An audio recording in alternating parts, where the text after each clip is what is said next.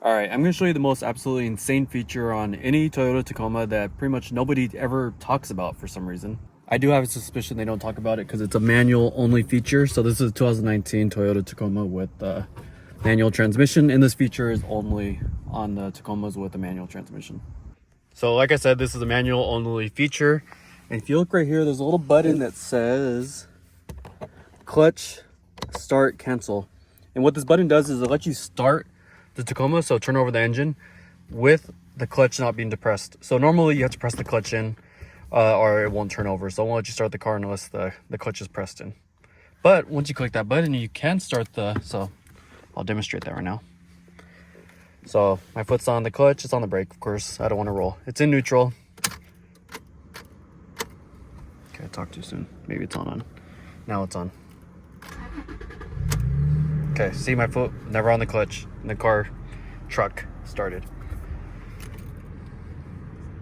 So you're probably thinking like, hey, that's not really that crazy of a feature, being able to start the truck without having the clutch pressed in. But what's crazy about that is this feature is intended so you can start the truck and kind of move the truck just using the starter. So you can turn over the truck and propel the truck forward and start the truck without ever pressing the clutch in. So they intend you to use this while it's in gear, when it's the first gear.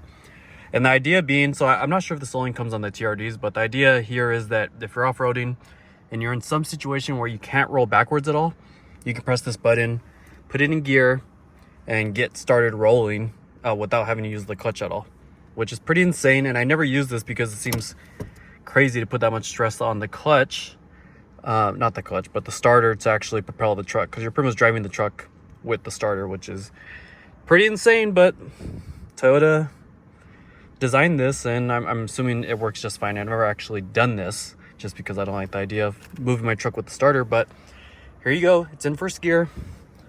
The clutch thing is there. See my feet?